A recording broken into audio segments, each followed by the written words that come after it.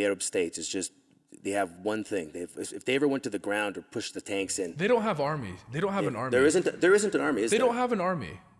If that, they don't. Then who is Hamas? You are now watching the Kris LaBelle Show.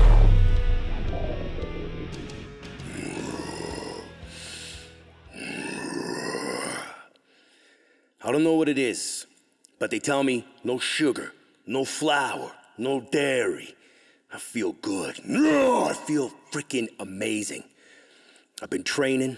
I've been dedicating myself. In fact, I've been sober for almost a year straight. I don't meddle with the drugs. I barely drink. I've changed my ways. I've been training in jiu-jitsu, MMA. I've raised my combat level. In fact, I even went out and got my own gun license. Yeah, doesn't seem like a big deal. But when you got CTE like me and you had to sit in a 7-hour class and learn some education about guns, it's pretty cool. I was in a room full of guns. Like, it was just everywhere you look, gun to the left, gun to the right, guns behind me, handle this gun, use this gun, load this gun. But a lot of it was gun safety. And then when you actually take the PAL course, which is the certification for your gun license, you realize that the government couldn't have been more wrong in regards to those that are out applying for a license. Everyone in that room were calm, level-headed, polite, and easy to get along with. The instructor was incredible. We learned a ton. So now, 2022 that's coming up, it's gonna be the best version of me. I'm totally excited to prepare this new show, For Whom LaBelle Tolls. I got a ton of support. You guys have been waiting for it. Man, they've shut us down for almost 16 months. 16 months. I've lost friends and family, not to COVID, but to opinion. There's those who vax, and there's those who don't. I think at this point, whatever you choose, just do it. Just do whatever you're gonna do. And don't judge another person for their choice to vax or not to vax, to mask or not to mask, to stay home or not to stay home. These questions are so irrelevant. These restrictions are pathetic. Let us live. If you choose to wear a mask and you're afraid, then wear the fucking mask. I ain't judging if you're wearing a mask if you're driving in your car by yourself. I mean, I didn't realize that the radio is potentially dangerous to your health, unless you listen to it, because most of it's just propaganda anyway. Or you could tune into what my show is, For Whom LaBelle Tolls, because this show is about as real as it's gonna fucking get. I ain't holding back. This show's about the truth.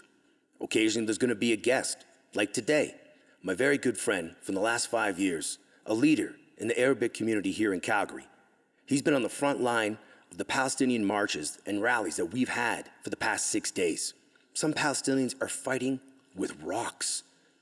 Can you imagine a tactical team of 20 well-trained soldiers coming into your home and you're using a rock for self-defense? And Calgarians are wondering, what's with these protests? Why are these guys marching? Listen, there isn't any secret about it. They're angry. But if that anger has rallied together thousands of Calgarians to stand up for something, maybe those who've been whispering in corners about COVID should take note and have that same level of dedication and community and rise up as one. If you don't like the restrictions, do something about it. Sitting there making Facebook status updates is not gonna change the current state of affairs. And on that, let's get to my first guest. I told you about him already. He's one of the top up-and-coming MMA fighters. He hasn't even thrown one punch at 185 pounds, and every promoter knows who he is. My very good friend, Ali Charkie, is going to be coming up on the show. This guy, one of a kind. One of the strongest 185 pounders I've ever met in my life. And he's natural. So when he goes to the UFC, there'll be no question how he got there. Originally from the mountains of Lebanon to the northeast of Calgary where he's been, where he has his home, his gym. In fact, this guy's not even 30 years old and has his own business building homes. And then he trains all day. That's the kind of people I want to surround myself with. We're gonna hear his side. We're gonna hear his perspective of what's happening in Calgary. Okay, so now we're in the studio with my very good friend, Ali Charkie. Ali's here, big leader in the Arab community in the northeast of Calgary, the most diverse part of Calgary, all the way from the mountains of Lebanon to the mountains of Calgary. Welcome to For Whom LaBelle Tolls, brother. Thanks for having me on the show, Chris. It's Happy an honor. Happy Eid, bro. Thank you, brother. You're very welcome, Thank brother. you. So, we'll cut right to it. Why don't you tell us what's making all the noise in Calgary right now? Yeah, we've been hearing a lot of that, like, what's going on? Why are you guys marching? What's the protest about? It's like, open the news and, you know, you might find out what's going on. Yeah. It's crazy. It's crazy the world we live in now and, like, what's going on. Like, you know, how these inhumane actions where they're slaughtering innocent people, bombing, raiding, you know, evicting them out of their homes. And Who's they? That's basically what's going on. Israel is literally entering villages in Palestine and clearing them out, literally saying, you guys don't live here no more. This is our land. We're taking over. And just like any person would do, I'm sure if somebody tried to evict you out of your house for absolute no reason, because I know you live with your son, would you give up that home? Would you let someone kick you out of the house that you have your son living in? You know, I definitely would be the fight of my life if somebody tried to evict me and my son from my home. And that's basically what these people are doing, pretty much. And I've seen it. I've seen the airstrikes. I've seen the tanks. I've seen the ground forces. I've seen Palestinians fighting with rocks. It's tragic what's going on. This podcast, it's still in development, but I couldn't wait. Like, the news is happening right now. No, it needs to be. It needs to be 100%, 100%. Yeah. 100%. The whole world needs to know what's going on, because it's not fair for the Palestinians. And like, even they're trying to suppress the media there. They're trying to, like, you know, hide as much as they can, not let it out so people don't know what's going on. Now, you've been on the front lines of these marches, these rallies. You've been, you know, with your community, and you've been in Calgary now 20 years, from the mountains of Lebanon to the mountains of, the Rockies, Alberta, and you march with your people. Now, I've lived in Calgary for quite some time myself now, almost 15 years, and I've never seen any community rally as quick and as loudly. Oh, it was quick. It was It was loud. It was so loud, yeah. you know? And it was amazing to see all the different countries in the Middle East as one. Muslims. That's the thing about us. It doesn't matter if you're from Syria, Lebanon, Palestine. If you're Muslim, you're a brother or sister. That's it. We're one. It doesn't matter which country you live in. We're all one. And that's basically what happened. Every Muslim, I've seen a lot of people. We were there, like, it was live, feeling that emotion, feeling like hearing everybody's cries and yell and chant. It was electrifying to feel that and to hear that. Now, the next time we have you on the show, we're going to talk about your MMA career that's about to take off. You've been training 2 years straight, nonstop, 3 times a day, morning, noon, not before bed, during Ramadan, like this guy, you're fasting. You don't even have any energy inside you, no calories, no hydration, and you're training twice a day. And you also have a business as well? Yeah, I build homes, and I'm an exterior painter. I've been painting with my dad for probably a decade now, and been building homes for quite some time now. So I keep really busy with the work, but the passion for mixed martial arts, I feel like that's taken over. So I got a lot going on, but I got to be honest. Of energy. I've been in the game. I've been around the fight game 20 years, and watching you train is highly inspirational. I appreciate that, bro. Bro, trust me. I've never. Listen, a lot of us work out, right? And a lot of guys, right? We train, women and men. We train, we lift. We feel good. And then you watch your videos, and every time you post a selfie video or a video in your stories, you have like a bucket of sweat. Like, you're just sweating. Yeah, that's real. That's not water. That's not water. Yeah. Like, you pour a cup of water on there? Like, no, that's real. And it's like, it's crazy. You see that, and then it makes you realize, like, man, that's training. That's training. This man is sweating buckets day in and day out. It's not just once or twice. It's every day for 2 years I've been watching. It is absolutely phenomenal. I can't wait to follow your journey from your first fight to they put a strap around your waist. Inshallah. It's coming. Brother, it's coming. I know. It's coming. I can't wait to see that, brother. Thank you so much for coming on the show. I really appreciate you sharing your perspective of what's going on around the world, right here in Calgary, right here in your Lebanese community. My man. All right. Have a good night, bro. You too, bro. Thank you. Man, what a great interview. Ali's such a great guy. I've been friends with Ali for about 5 years. He's come so far in his life, and as a human, he's inspired me to train harder. In fact, these last 2 years while he's been training MMA, I've been watching his stories and it's impressive. Check him out, man. Ali Charkie, this guy trains like 3 times a day. Every workout is intense. He's never even had a fight yet in MMA. Promoters are trying to book him right now. He was going to go amateur. He's going pro. Yeah, and I've been in the game a long time. I've been around a lot of great fighters, and I think there's something going to be special about him. Yeah, I'm looking forward to see what he's up to. Now, we're going to talk about something that I have a lot of experience on. We're going to talk about hormones. We're going to talk about my favorite hormone, testosterone. A lot of people always say, Kris, how do you stay so young? Beside the Botox, I use about 200 to 300 milligrams a week of testosterone, and I don't give a shit. I don't have to hide anything. When I'm on something, right? Like, there's no harm in adding extra testosterone to one's lifestyle. I think more men should be using testosterone. All the foods that we eat right now are full of hormones like estrogen. Estrogen is not what men need in their body. You see, men aren't what they used to be. Just think, 200 years ago, men would handle conflict with bare hands, and the loser was the one that was flat on his ass, and the winner took what was his. Winner, loser. That's how it was. The strong survived. When there was no participant ribbon, okay? It was first, second, or third. And if you weren't first, you were last. I never really agreed with that philosophy. I believe that if you participated, you were part of the action, that was good enough. Didn't matter if you came in last, as long as you tried. But there should be recognition for those that excelled. You mean to tell me I'm putting my body at risk, at injury, to have fun? Is that what we do?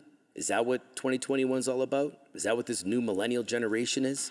We participate in sport to have fun. There's no winners. There's no losers. We're all the same. I don't believe in that.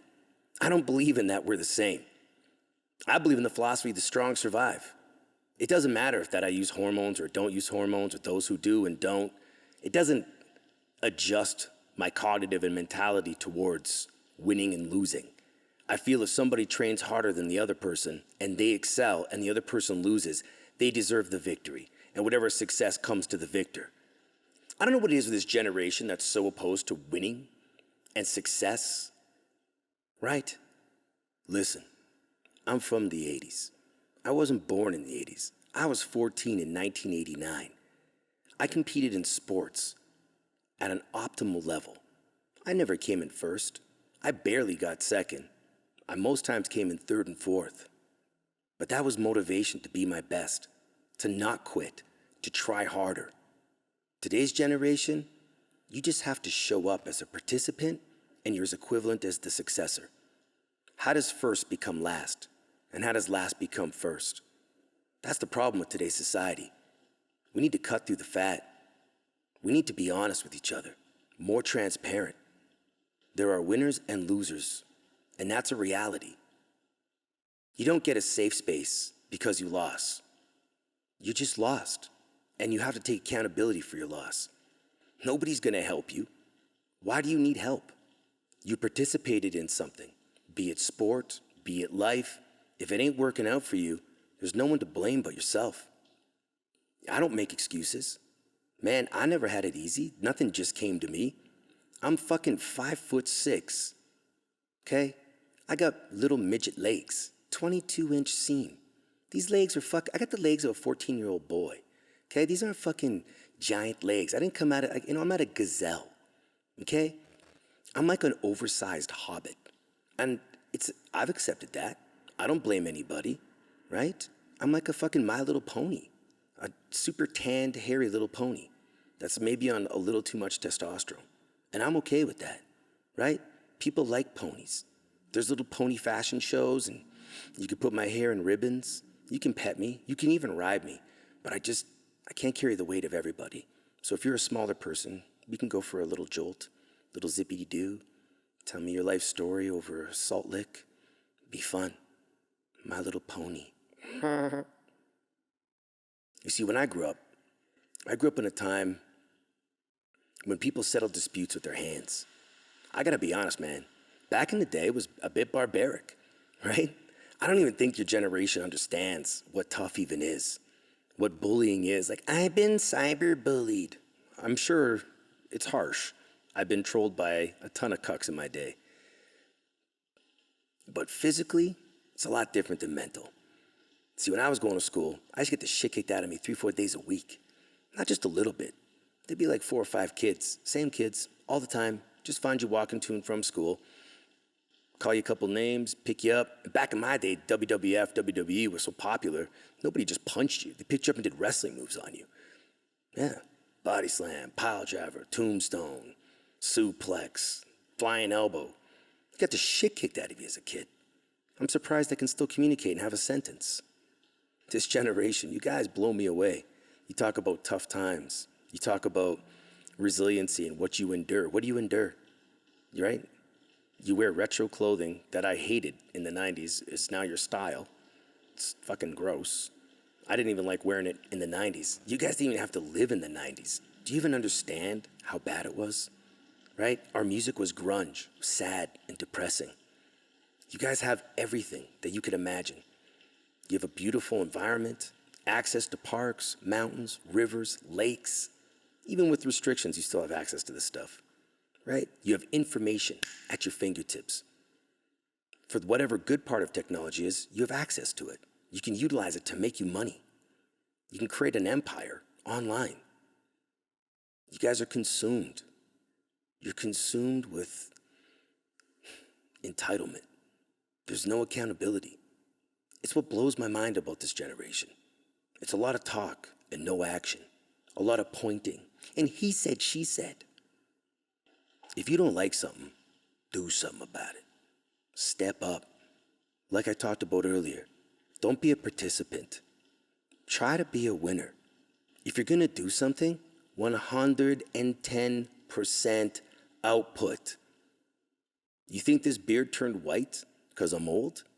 This is hard work, stress. I've had it all. Trust me. Everything that you can imagine one can go through, I pretty much have been there and done that. Moving along in our show, I will tell stories about my life. I'll tell you about my dreams, my aspirations. Shit, I spent half my life trying to be in the Mafia. I don't give a shit. I think my legs were too small to be in the Mafia. That and ADHD. I don't think they let anybody that talks too much be in the mob. Also, the mob doesn't exist. But I'm from a place called Thunder Bay, Ontario. And if you pick it up and you look in 2011, you might want to reconsider if the mob do or do not exist. You see, if this is my last broadcast, I'm out there. I'm going to say exactly how I feel. I always dreamed about being in the Mafia. I'm Italian on my mother's side. See, I don't carry the father's last name. You see, if you wanted to be in the life, you got to have the dad's last name. Me, my last name's LaBelle. It's not very Italian, I know. It's French. I watch a lot of movies. Goodfellas, Sopranos. It's the best. I dreamed about that life. I tried my very best to be involved. Just doesn't fall in your lap, let's just say. So now I'm carving out my own life. Dreams of being connected. How you doing? How's it going? Hey, good to see you. It's a movie. It's not even real. Trust me, every Italian thinks they're connected. You ever meet an Italian guy? Always. How you doing? How are you? Hey, listen, if you need anything, bro, tell me. If you need anything, I'm like, bro, you work at an oil change center. What the fuck are you gonna get me in this life? Okay? You change oil, bro. You just have an Italian name, okay? Not everybody's connected. Don't let anybody fool you. This life or the next, you gotta be yourself. You gotta appreciate what you got. You gotta dig deep and you gotta get out there and get it. This podcast, this show, whatever you wanna refer to it as, this is not gonna happen overnight. This is a process. Yeah.